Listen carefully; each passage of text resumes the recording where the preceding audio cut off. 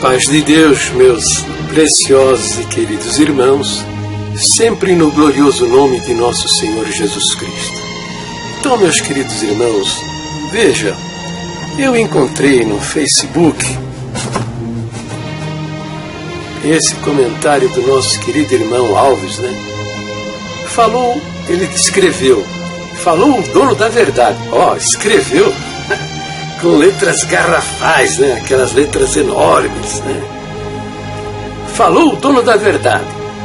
4 exclamações. 1, 2, 3, 4. Senhor Jair Ferreira do Amaral, não queira, faltou um R aí, né? Não queira ir contra a Bíblia. Isso é texto. Fala, não tem como você ir contra a Bíblia, que fala. Não é o céu nem ninguém. Essa é a palavra de Deus, inspirada pelo Espírito Santo. Paulo e Tiago estão falando a mesma coisa de forma diferente. Mas você não vai entender, pois vive. Aqui escreveu com I, é viver. Ele escreveu vivi na carne. O seu negócio é murmurar mesmo. Aqui faltou um acento na palavra negócio. Então fique esperto, senão quem vai ser tragado pelo diabo pode ser você. Eu sinto Deus na minha vida. E quando sinto Deus usar na boca dos seus ungidos na tribuna, quando vou buscar de Deus uma resposta, ela sempre se cumpriu na minha vida. Não tenho dúvida que Deus fala na boca dos seus servos. Então não adianta me marcarem em seus comentários de tal, que não me afeta, sou firme na rocha verdadeira, Jesus bendito e eterno. Bom, eu comentei, né? Escrevi, o nosso querido irmão Alves escreveu um montão. Meu querido irmão, você está muito agitado, está tratando desses assuntos de maneira apaixonada e, evidentemente, vai cometer erros. Vai cometer muitos erros de julgamento. Há vários exemplos disso. Começa por aí. Escreve com letras garrafais. E isso denuncia a sua situação espiritual, que é muito mal. Onde está a paz que deveria reinar no seu coração? Você se declara crente em Jesus Cristo. Jesus disse: deixo-vos a minha paz eu vos dou. Não vou lá dou como o mundo a dá, mas a minha paz eu vos dou. Onde está o Espírito Santo na sua vida, manifestando o seu fruto? Amor, alegria, paz, benignidade, bondade, fidelidade, fé, mansidão, domínio próprio. Escrevi o que respondo a muitos que andam com a cara escondida em um nome falso. E você, por ler de maneira pré-concebida, apaixonada, respondeu como se fossem acusações à sua pessoa. Escrevi que essas pessoas que me contestam com a cara escondida e o nome falso, e você entendeu que eu estava acusando você de estuprador, assassino, ladrão. Realmente você está necessitado de muita oração. E com certeza experimentar o que é a presença do Espírito Santo, transformando a sua religiosidade numa vida gloriosa, andando com Deus na face dessa terra. Olha, um beijo no seu coração e ore por mim.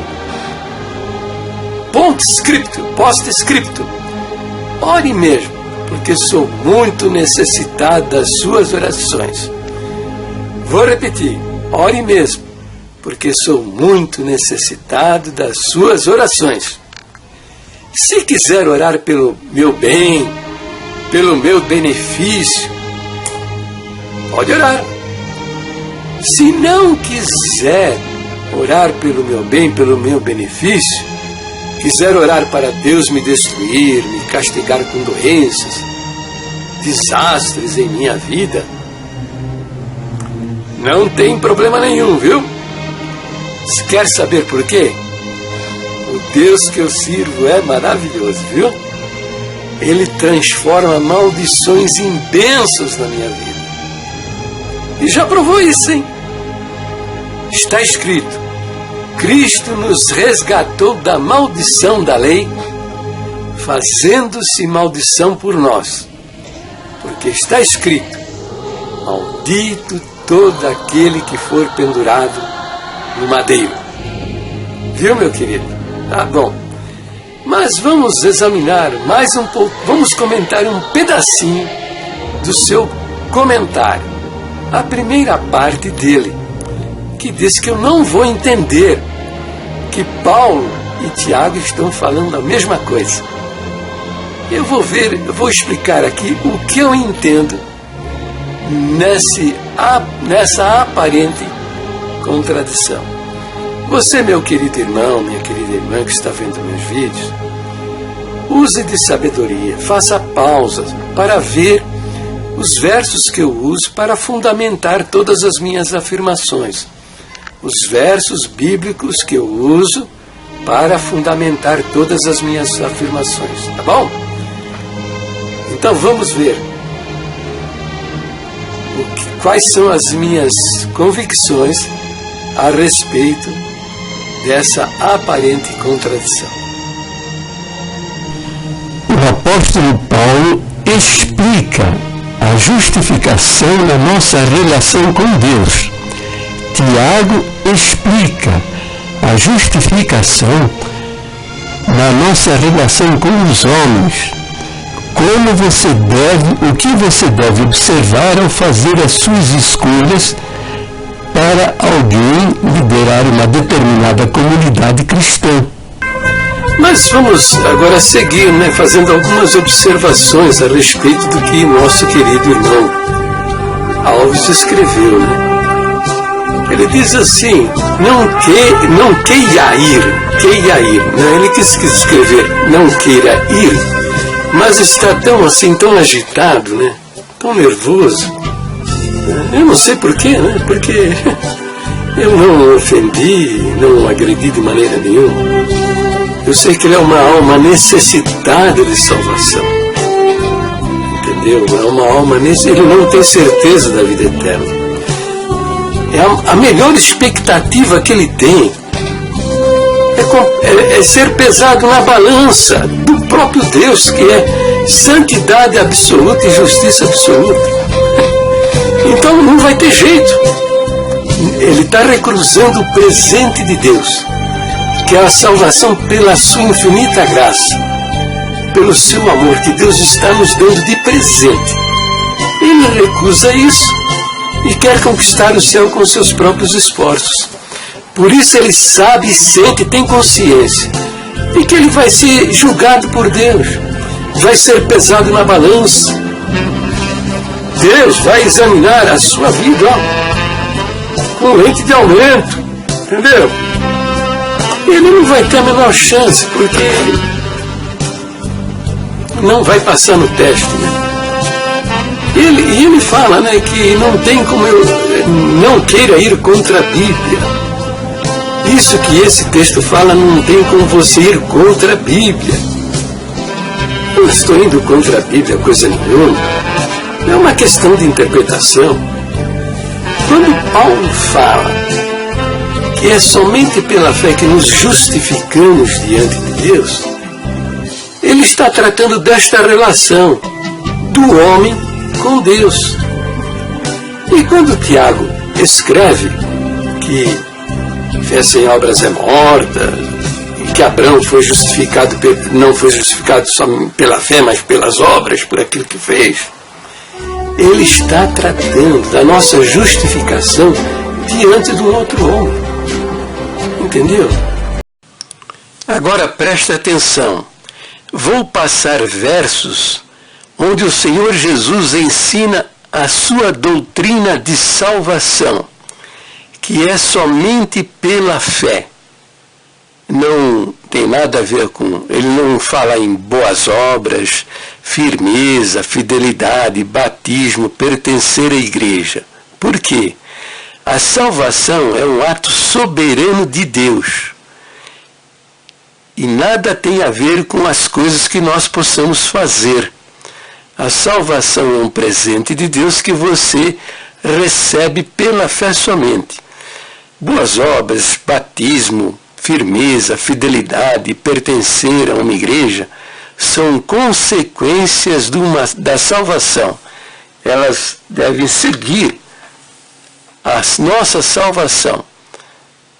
Então veja, quando você usa a palavra de homens, ainda que inspirados por Deus, palavras inspiradas por Deus, mas você usa para contradizer, contrapor, contestar, modificar aquilo que o próprio Deus que se fez homem, ele ensinou, isso tem um nome, é idolatria.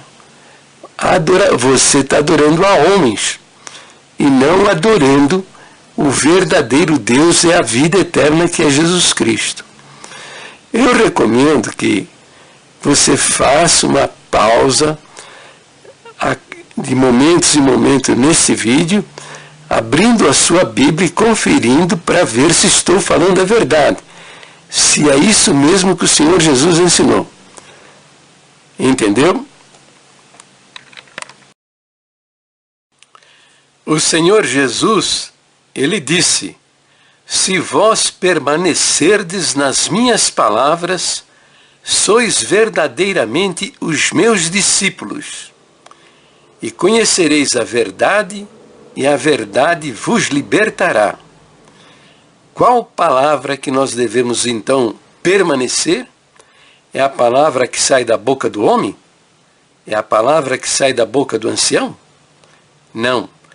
É a palavra que nós encontramos nas Escrituras e é a palavra que o Senhor Jesus deixou registrado nas Escrituras Sagradas. O que o homem fala na tribuna procede de Deus quando ela confere com o ensino que está registrado nas Escrituras. Quando não confere com o que está registrado nas Escrituras, não é de Deus, não é do Espírito Santo, é do homem e por trás disso está o diabo. O Espírito Santo não se contradiz para inspirar os servos de Deus, registrar a palavra de Deus nas Escrituras Sagradas e inspirar o homem na tribuna para ficar falando, ensinando coisas diferentes.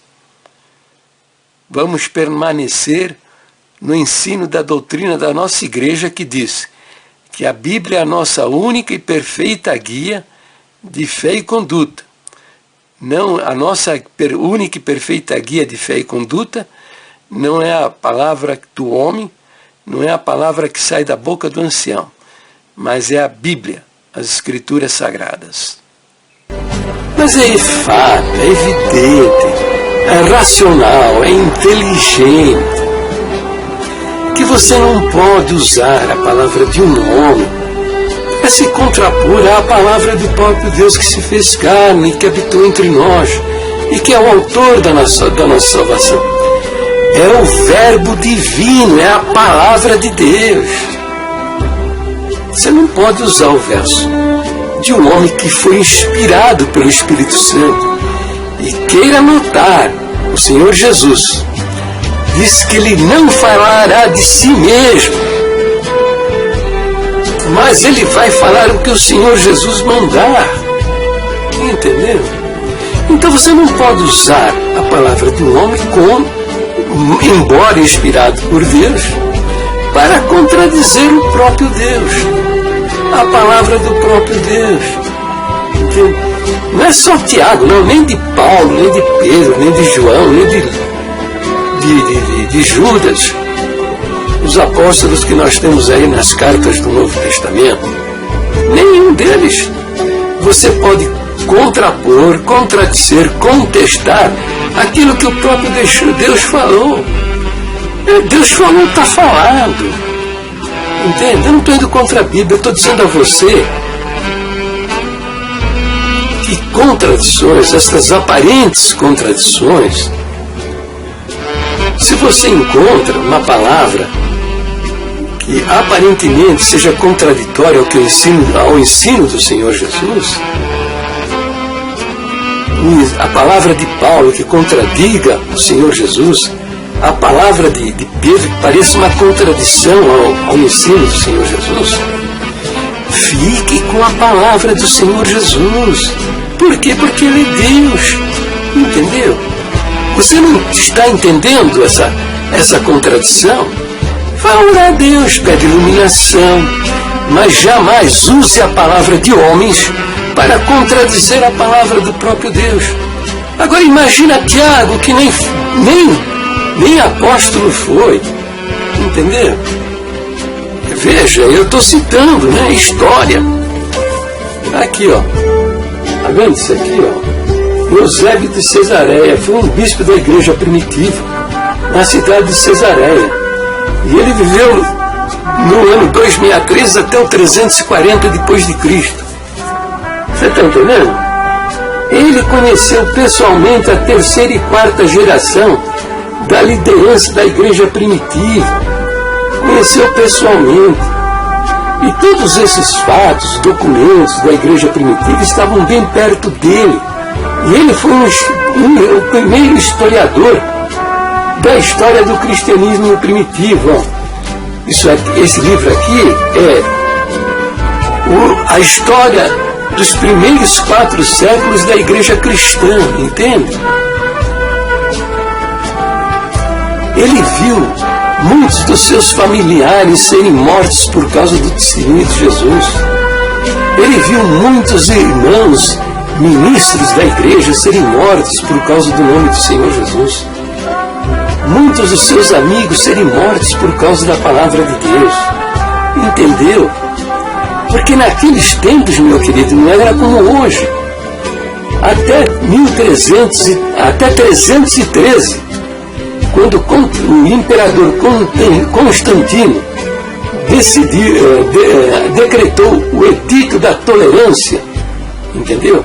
Até 313 o cristianismo foi perseguido e muitos dos irmãos foram mortos, queimados em praça pública, porque o Senado romano não permitia deuses estranhos, e Jesus era somente os deuses aprovado pelo Senado.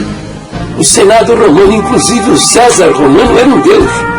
Imagina agora o cristianismo dizendo que havia um só Deus e que Jesus é o Deus que se fez homem. Imagine isso numa cultura como essa. Foram mortos ao longo dos séculos. Eusébio de Cesareia, ele viu todas estas coisas acontecerem. E ele esteve no Concílio de Nicéia, que definiu os livros do Novo Testamento.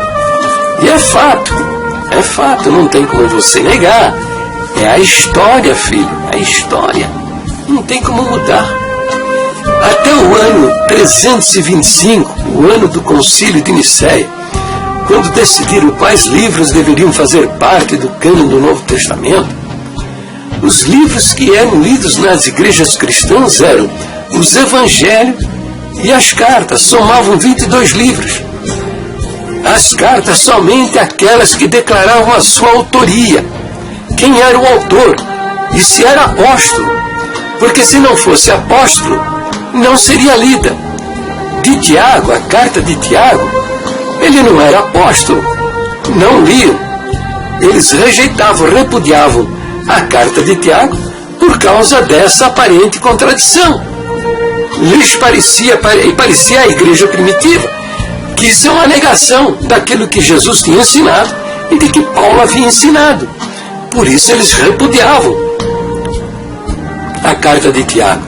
E veja, esse livro aqui conta, na página 72, ela relata a respeito de Tiago, irmão do Senhor. Está aqui, ó, o capítulo 23, está vendo? Onde está escrito o martírio de Tiago, irmão do Senhor. Página 72 conta toda a história. Tá?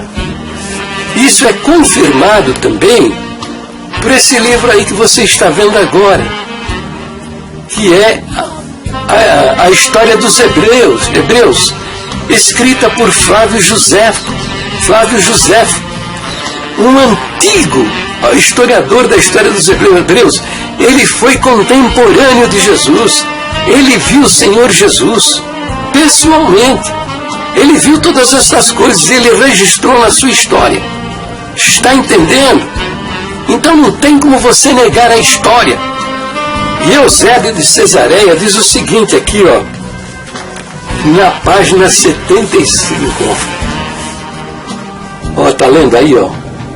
Consegue, viu? Ó? São tais os relatos a respeito de Tiago, de quem se diz teria escrito uma das epístolas universais. Né?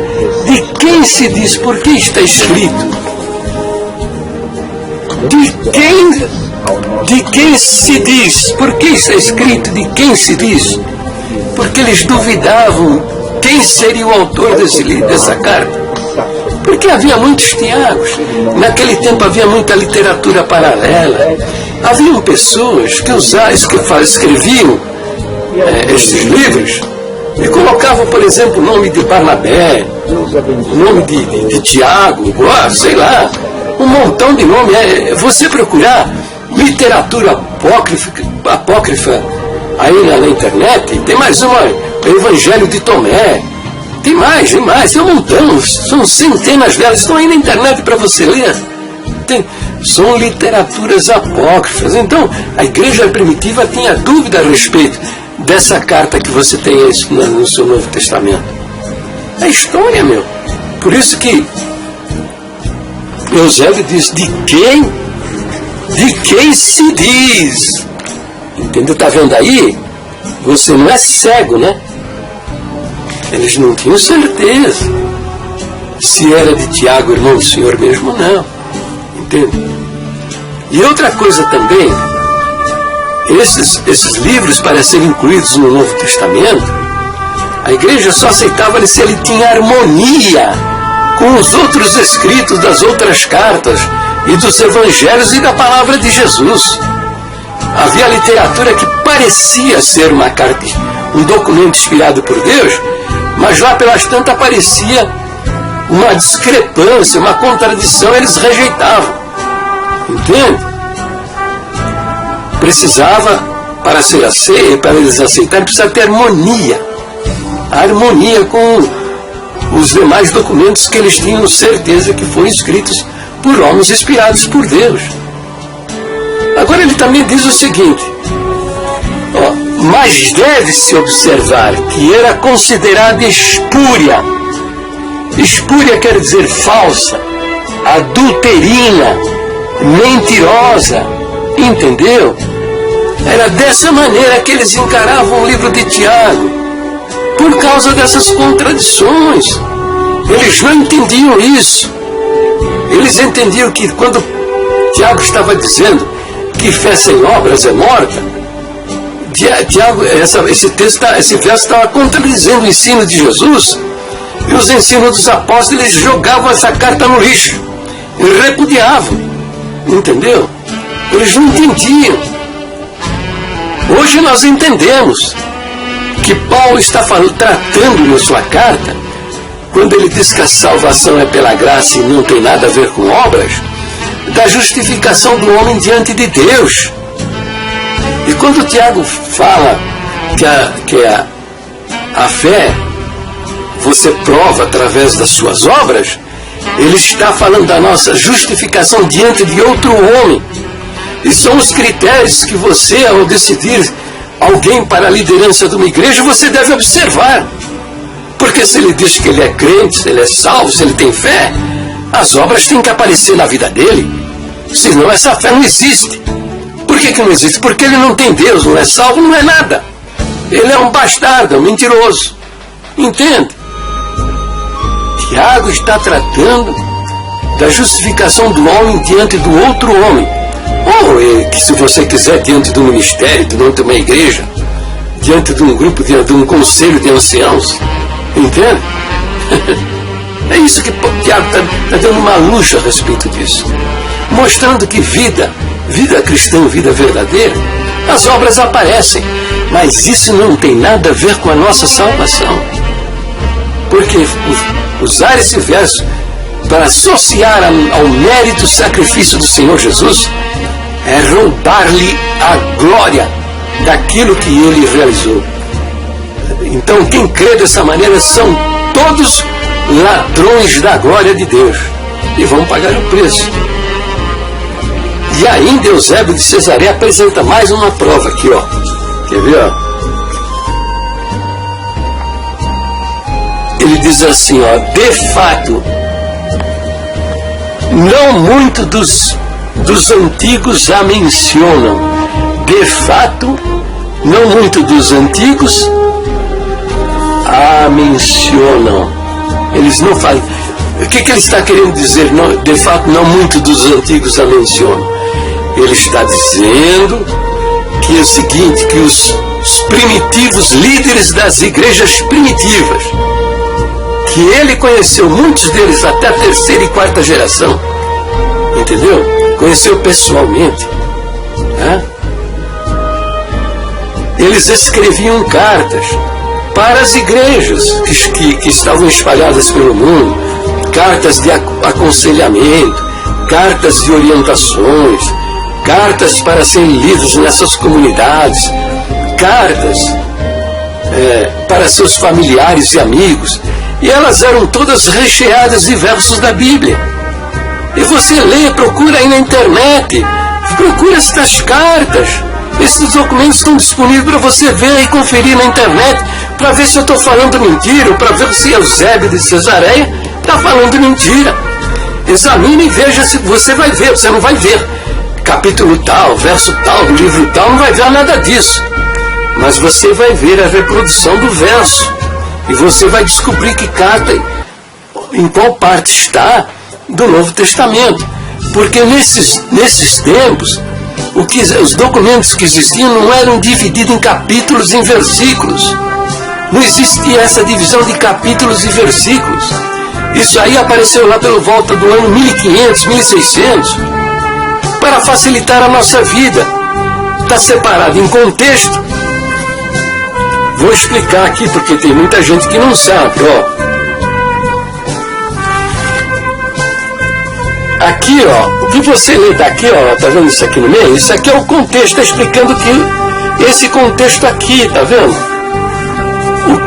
Esse contexto aqui, o que ele está dizendo? Mas isso aqui não é da inspiração divina.